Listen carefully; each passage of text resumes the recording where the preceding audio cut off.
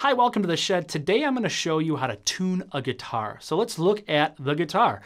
This is my guitar. I'm looking down at the headstock. If you follow the strings, you can find that this is the tuner for the low E string, the A string, the D string. Down here we have the tuner for the G, for B, and for high E.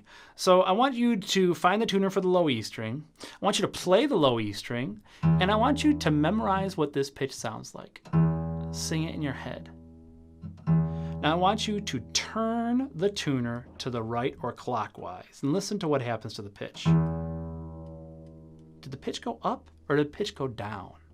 Now go the opposite way, go counterclockwise and try to find the pitch you had before. Let's do that one more time. Go to the right and try to find what you had before. So when you turn the tuner clockwise, you are loosening the string, so you're making the pitch lower. When you turn it counterclockwise, you're tightening the string and it's making it higher. So we can memorize what all the guitar pitches sound like, which is going to take years, or you can use a tuner. So let me show you how to use the tuner built into the guitar curriculum. So I'm going to click on Tuner on the Guitar Resources page, and it's going to bring you here. Now this is, it's called Guitar Tuna. It is the guitar tuner from Yousician. Yousician is an awesome website you can use to learn songs kind of at your own pace.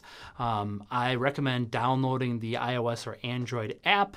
This is the web version of their tuner. It works on iOS and Android, but you're going to miss a couple features. So if you're using a Chromebook or a computer, you're going to get access to pretty much everything that I'm going to show you here. So if you are using it on the phone, all you're going to see is the top here. So you're just going to get the tuner part. You're not going to be able to hear the sounds.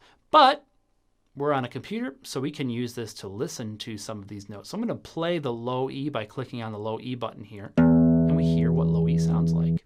Now I can play the low E on my guitar and try to match it. And this is an excellent way to work on your ear.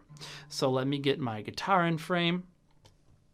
I'm going to play the low E. I'm going to purposely put it out of tune. Ugh, it's going to sound bad. All right, I'm going to play the low E string on the tuner, and then I'm going to play the low E string on my guitar. Now that didn't sound good. And the reason why it doesn't sound good is because the pitches were so close together, the waveforms are actually colliding with each other, and it's creating some crests and valleys that are actually higher and lower than the original sounds.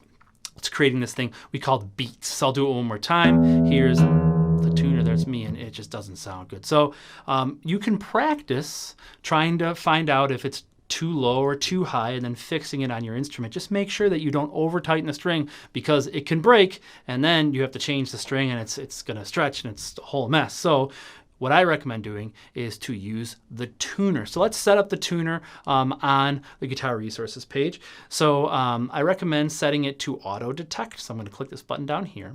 Now it's going to listen to any of the pitches and it's going to figure out what string you're playing. So if I play my low E string, it's going to tell me it's the low E string, but it's too low. That's the A string. Ooh, it's pretty much in perfect. And then when it's in tune, it gives you a nice ding. You want to make sure that you're not talking or there's not a lot of extra noise around you. If you're using a device, try to use like a microphone or something that's close to the guitar so that it can only listen to those things. Because even when I talk, it's kind of messing with its ability to hear the instrument. All right, so let me put the guitar on the screen here, and let's tune some notes. So I'm going to play my low E string. It's too low. I'm going to make it way too low. Oh my gosh. It's like in no man's land. So remember to bring it to pitch. To tune it up, I'm going to turn it counterclockwise.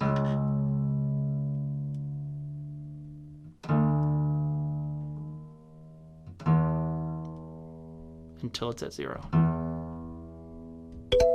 Now if you go too high, like let's say I went too high here,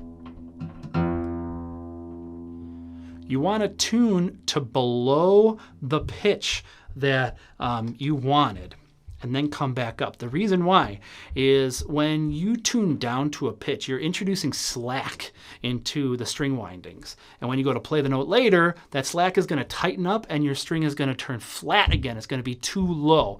So if it was too high, what you're going to want to do is you're going to want to tune it too low. lower than you want, and then bring it back up. That's why we call it tuning up. Now, if you're going to tune a string on this side of the neck, since we're on the opposite end of the headstock, the directions are going to be the opposite. So when I turned clockwise, it tuned the guitar down, it loosened the string. If I turn clockwise here, it's going to actually tighten the string. So let's check out this G, too low. So before, I would turn it counterclockwise, but now since it's in the opposite direction, I'm going to turn it clockwise to bring it up.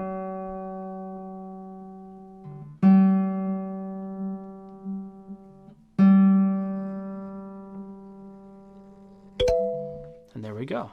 Now, once you are done tuning all of your strings, it's best to go back and check them one more time because the neck's made out of wood, it will flex a bit, and then we just have to check one more time to make sure they're in tune. Here's a good question. How often should I tune my guitar? You want to tune your guitar every time your guitar goes out of tune. So depending on your instrument, depending on where you are, depending on how hard you're playing, that could be after one song. That could be after an entire 45-minute set. That could be after the time that the sentence ends. So you're going to have to use your ears, you have to use your tuner. Good luck, and we'll see you in the shed.